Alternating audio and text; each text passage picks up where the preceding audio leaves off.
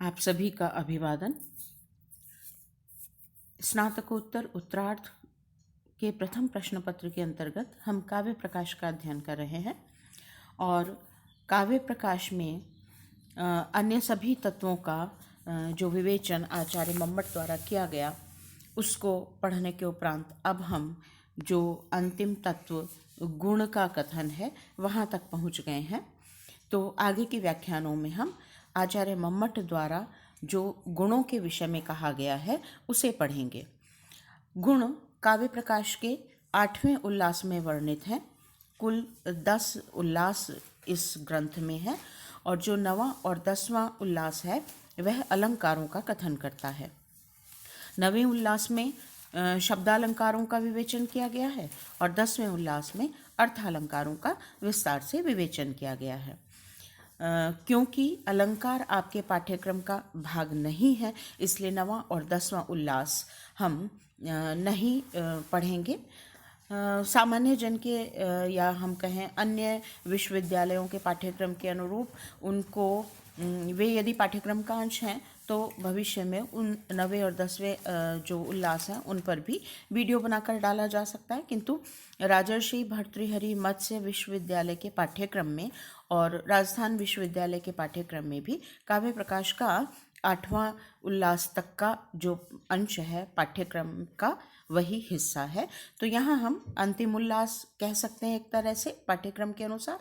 तो अंतिम उल्लास जो 8वां उल्लास है उसमें जो गुण का कथन किया गया है उसका हम अध्ययन करेंगे। तो देखिए आचार्य मम्मट कहते हैं एवं दोषान उक्त्वा गुणालंकार विवेकम आह। एवं इस प्रकार से दोषान उक्त्वा दोषों को कहकर गुण अलंकार विवेकम आह गुणों और अलंकारों के विवेक को आह कहते हैं। आचार्य मम्मट के काव्य लक्षण को आप स्मरण कीजिए। तददोषौ शब्दार्थौ सगुणौ अलंकृति पुनः क्वापि जो उन्होंने कहा उसमें सबसे पहले शब्दार्थों का विवेचन किया, शब्द की शक्तियाँ अर्थ की शक्तियाँ, और उसके पश्चात उसी के संदर्भ में जो काव्य के भेद आए उन भेदों का कथन किया। उस भेद के अंतर्गत ही जो असंलक्ष्य व्यंग्य क्रम ध्वनि के और संलक्ष्य व्यंग्य क्रम ध्वनि आदि का जो वर्णन किया उसमें असंलक्ष्य व्यंग्य क्रम ध्वनि में रस का उल्लेख आया तो उन्होंने रस भाव रस ध्वनि भाव शबलता आदि का विस्तार से विवेचन किया। उसके पश्चात गुणीभूत व्यंग्य काव्य का और फिर उसके पश्चात अगुणी जो अन्य अवर काव्य आदि हैं उन सब का कथन करने के पश्चात फिर उन्होंने तददोषौ शब्दार्थौ सगुणौ शब्दार्थों का विवेचन किया 6ठे उल्लास तक। 7वें उल्लास में अदोषौ पद को का विवेचन किया, अर्थात काव्य के क्या दोष हैं उन दोषों का उन्होंने 7वें उल्लास में कथन किया। और तददोषौ शब्दार्थौ सगुणौ, अब जो ये सगुणौ पद है उस सगुणौ पद का यहाँ वे विवेचन कर रहे हैं, अर्थात गुण की स्थिति काव्य में क्या है। तो इसलिए कहा दोषान उक्त्वा, पहले दोषों का कथन कर दिया, अब गुण और अलंकार का विवेचन अंतिम चरण के रूप में रह गया है। तो यहाँ 8वें उल्लास में गुण का विवेचन किया। क्या कहा गुण के लिए?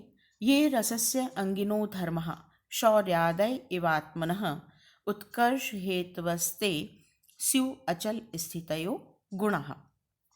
गुण की परिभाषा देते हुए क्या कहते हैं वे? आत्मनः शौर्यादय इव, आत्मनः आत्मा के शूरवीरता आदि के समान। अंगिनो रसस्य धर्मः, काव्य में अंगिनः जो अंगीभूत है अर्थात जो प्रधान है जो मुख्य है, उस मुख्य, और मुख्य क्या है? रस है। तो अंगिनो अर्थात मुख्य रस के धर्मः जो धर्म है। उत्कर्ष हेतवः, और वे उस अंगिनः जो अंगीभूत रस है, रसस्य रस के, उत्कर्ष हेतवः उत्कर्ष के हेतुभूत हैं, उसके उन्नयन के या उसकी जो आस्वादन है उसकी प्रक्रिया के उत्पत्ति के उत्कर्ष के जो हेतवः हेतुभूत हैं। और अचल स्थितयः, जो रस के साथ अचल स्थितयः अचल स्थिति वाले हैं, अर्थात नियत रूप से साथ रहने वाले हैं, ते गुणः वे गुण कहलाते हैं। तो यहाँ पर 3 बातें गुण के संदर्भ में कही। पहली जो बात कही वह कही जैसे आत्मा के शूरवीरता आदि धर्म होते हैं, अर्थात एक यदि हम काव्य को एक शरीर के माध्यम से अभिव्यक्त करना चाहें तो जैसा कि प्रारंभ से करते आ रहे हैं, एक शरीर होता है और एक शरीर में चेतन अंश होता है।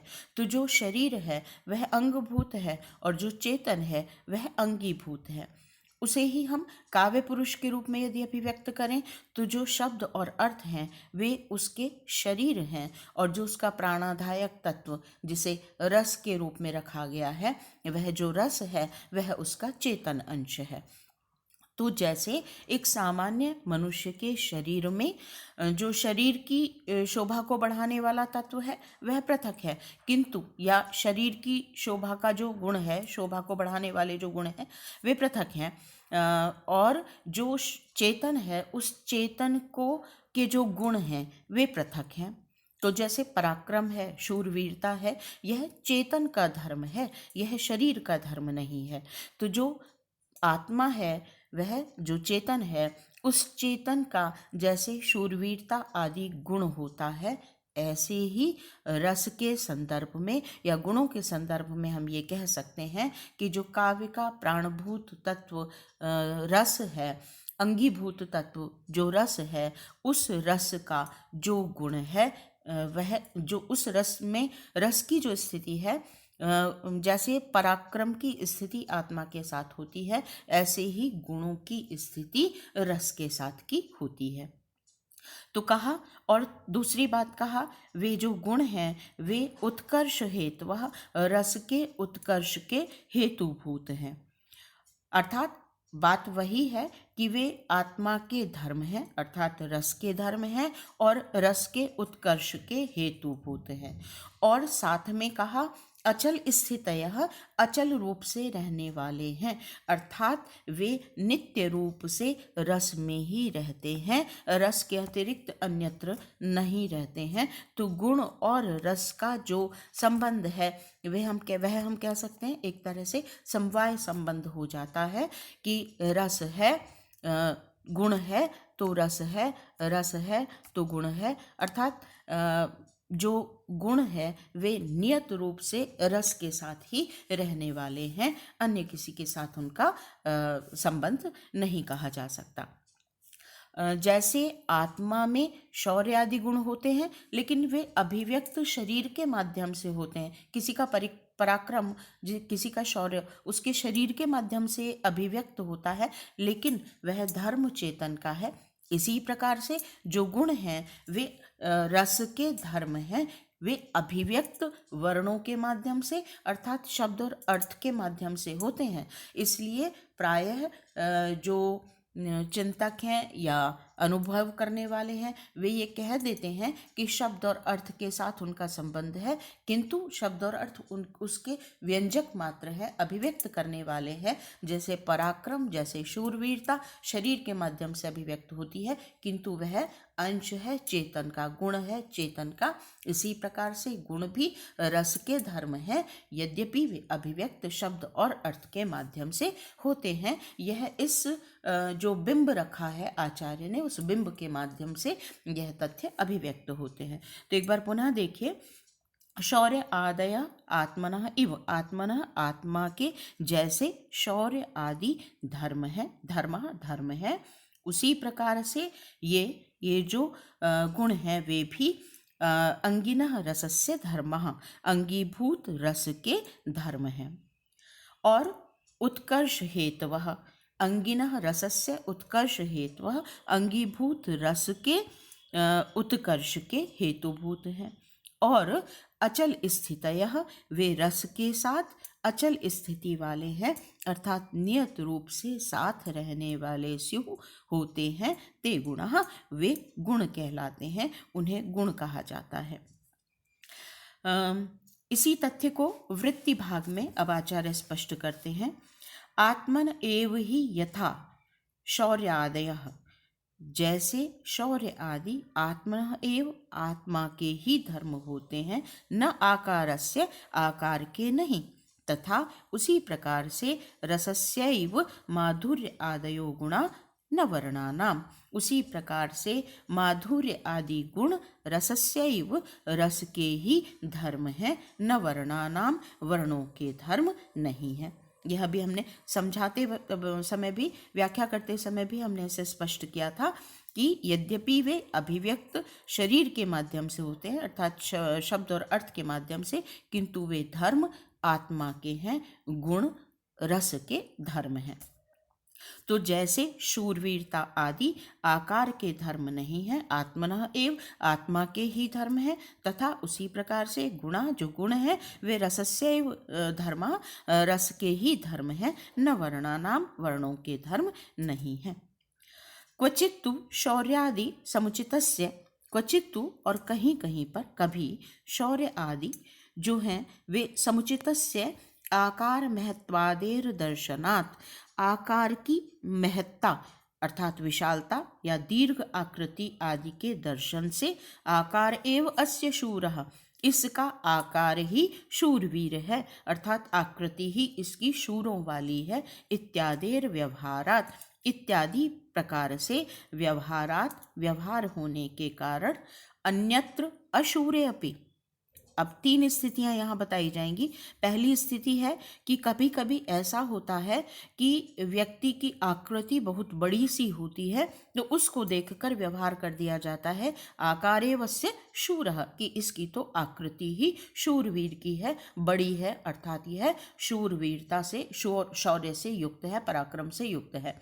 किससे अभिव्यक्त हुआ? उसकी आकृति के दर्शन से ऐसा व्यवहार कर दिया जाता है।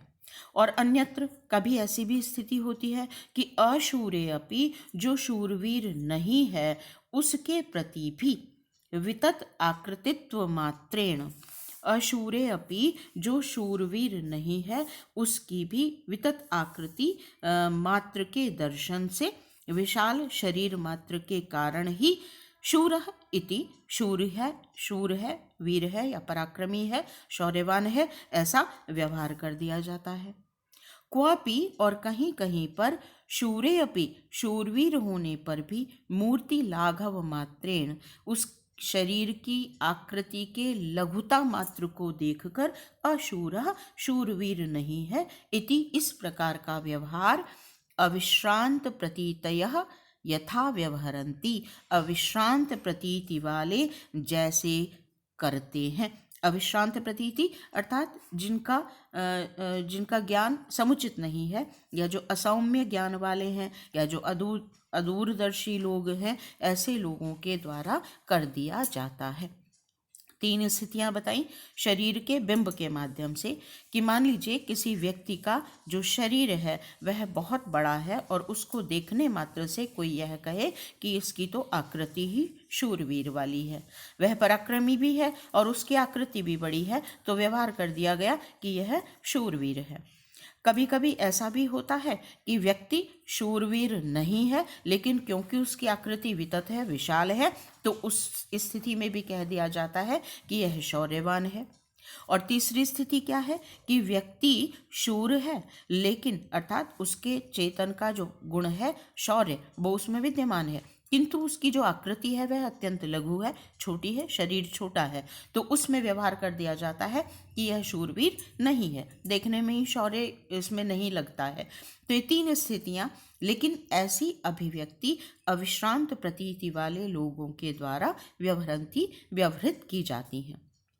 तद्वत उसी प्रकार से मधुरादि व्यंजक सुकुमार आदि वर्णानाम, माधुर्य आदि की अभिव्यक्ति करने वाले सुकुमार आदि वर्णानाम, जो सुकुमार आदि वर्ण हैं उन वर्णों का मधुरादि व्यवहार प्रवृत्ति है, माधुर्य या मधुर आदि व्यवहार होने से, अमधुरादि रसांगानाम वर्णानाम, अमधुर आदि रसों के अंगभूत वर्णों में सौकुमार्यादि मात्रेण सुकुमारता आदि मात्र के कारण, सुकुमारता आदि होने के कारण माधुर्य आदि व्यवहार होता है।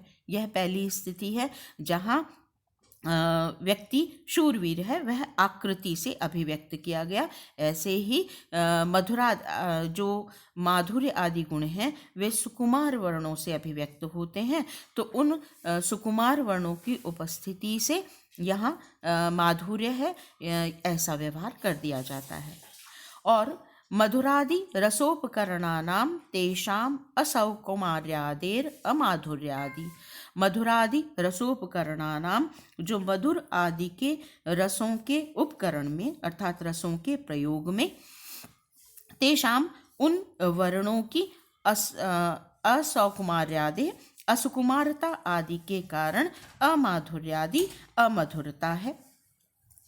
रस पर्यंत विश्रांत प्रतीति बंध्या व्यवहरन्ति, ऐसा व्यवहार रस पर्यंत विश्रांत प्रतीति बंध्या, रस की अनुभूति के स्तर तक पहुँचने में जो बंध्य हैं, बांझ हैं, ऐसे लोगों के द्वारा किया जाता है। अर्थात जो रस का पूर्णतः अनुभव नहीं करते हैं, ऐसे लोगों के द्वारा ही ऐसे व्यवहार किए जाते हैं कि सुकुमार वर्णों की उपस्थिति मात्र से कह दिया जाता है कि यहाँ पर माधुर्य गुण है और यह इस रस का अभिव्यंजक है। और अन्यत्र ऐसा भी होता है कि उस रस की अभिव्यक्ति हो रही है किंतु असुकुमार वर्णों का प्रयोग होने के कारण यहाँ माधुर्य नहीं है, ऐसा व्यवहार कर दिया जाता है।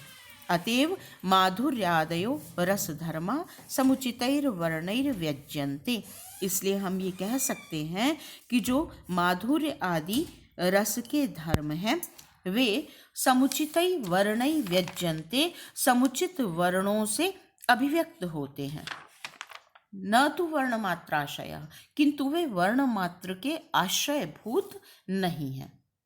ठीक है, क्या कहा?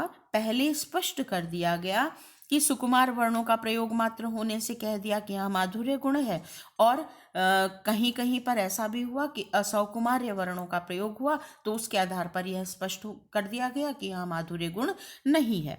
तो इससे एक स्थिति तो स्पष्ट हो जाती है कि माधुर्य आदि जो रस के धर्म है, माधुर्य आदि जो गुण रस के धर्म है, वे समुचित वर्णों के द्वारा अभिव्यक्त होते हैं। लेकिन यह भी स्पष्ट है कि वे वर्ण मात्र के आश्रयभूत नहीं हैं।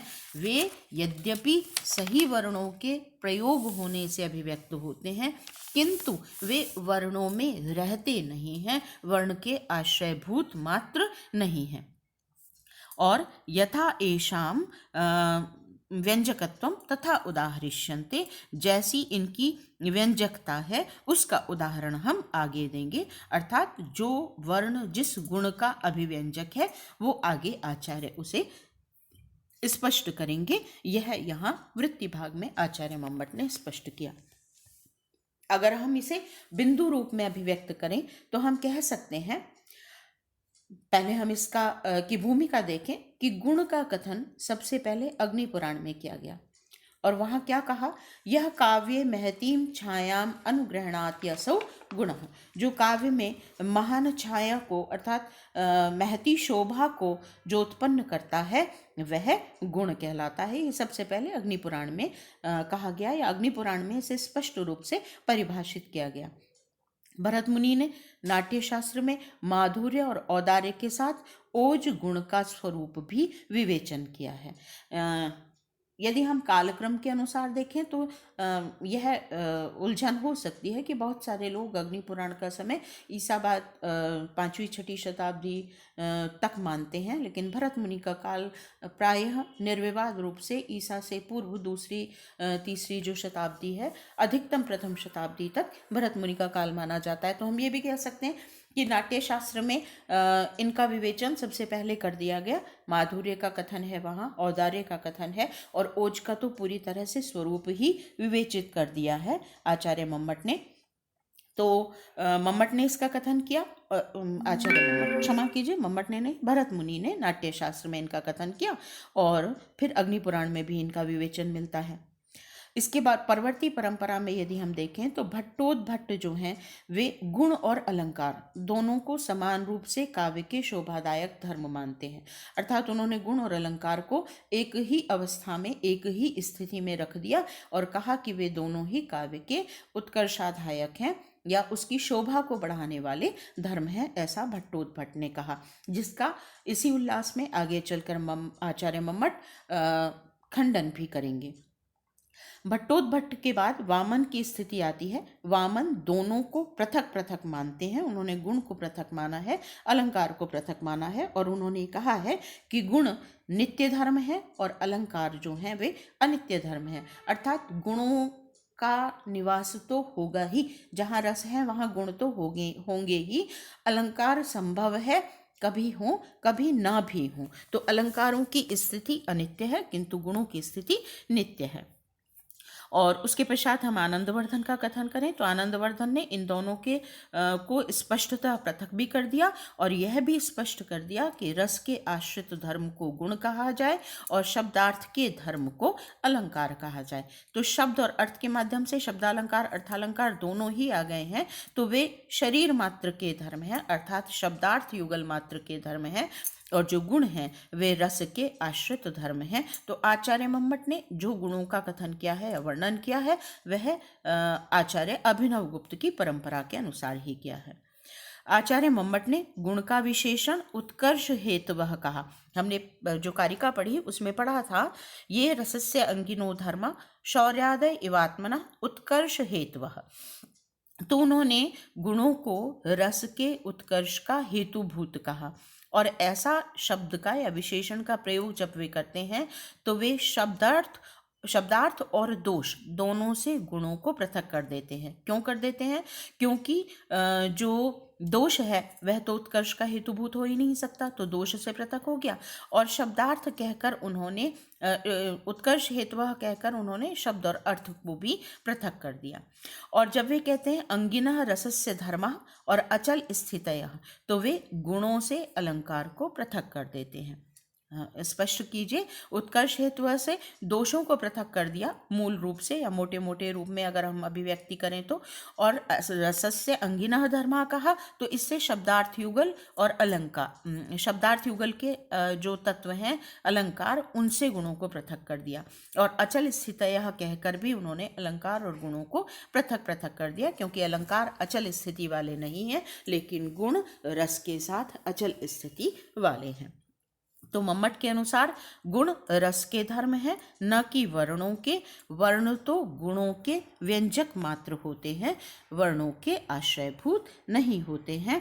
तो ये हमने मोटे मोटे रूप से हम ये कह सकते हैं कि जो आचार्य मम्मट ने गुणों की परिभाषा दी है या गुणों का जो कथन किया है, उस कथन के अनुसार जो कारिका है और जो वृत्ति भाग है उसके अनुसार दो तीन बातें स्पष्ट रूप से अभिव्यक्त होती हैं कि जैसे शौर्य आदि आत्मा के चेतन तत्व के गुण होते हैं, ऐसे ही गुण जो हैं वे रस के धर्म हैं, जो अंगीभूत है, प्रधान है, उस रस के धर्म है, शब्दार्थ युगल के धर्म नहीं है। न केवल वे रस के धर्म हैं अपितु वे रस की अभिव्यक्ति में या रस की अनुभूति में अनुभूति के कारक हैं, उसके उत्कर्ष के हेतुभूत भी हैं और वे रस के साथ अचल रूप से स्थित रहने वाले हैं, अनित्य नहीं है अपितु रस के साथ उनका नित्य संबंध है। ऐसा आचार्य मम्मट ने गुणों की परिभाषा देते हुए किया। और अगले व्याख्यान में हम इसका और उदाहरण पढ़ेंगे या हम कहें कि और स्पष्ट करेंगे आचार्य मम्मट की किस तरह से जो गुण हैं वे काव्य के अंगीभूत रस को उपकार करते हैं, उपकारक होते हैं रस के, और अलंकार किस तरह से उससे पृथक होते हैं। आज के लिए इतना ही, धन्यवाद।